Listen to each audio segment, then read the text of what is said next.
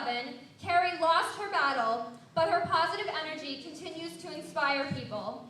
Her sister Tanya will now share a few words with you about Kerry.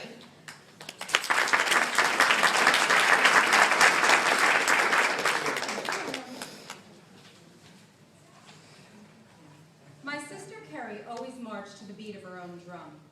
She was passionate about everything she did, from work to family and friends to love. She wasn't afraid to take risks. When she met the man of her dreams, she picked up and moved clear across the continent and into Canada to start a life with him.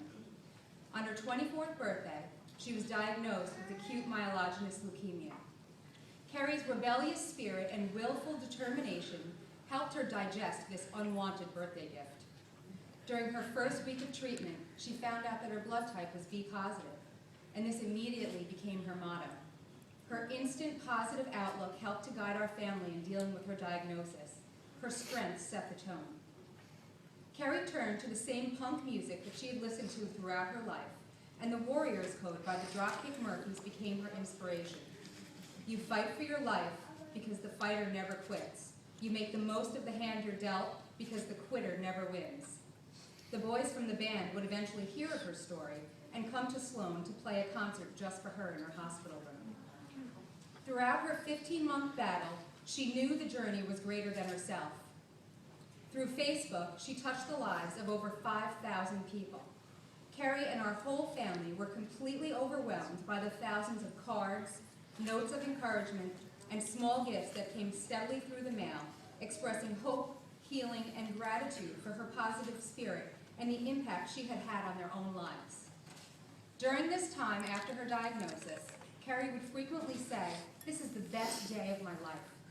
She said this at fundraising events that brought the community together to support her, when Betsy Johnson sent her a personalized picture, when the illustrator of the Aliens in Toy Story sent her an original print personalized just for her, when Adam Graves of the Rangers gave her a call to wish her well and invite her to a game, when she was invited out onto the ice and given the blue shirt off the back of a Ranger player, and then finally, the very best day of her life.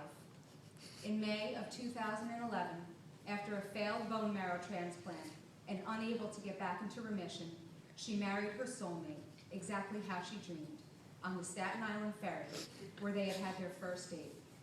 They were surrounded by family and friends, and quite a few strangers. In July, Kerry succumbed to her illness. She's left it up to us, her family and her friends, to continue the fight, to be positive, and to never quit.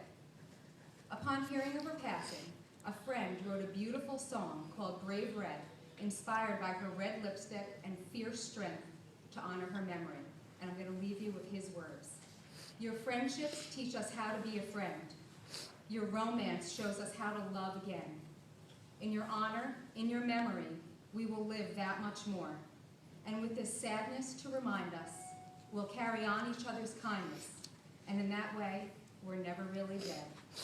Live on, Brave Red. Thank you.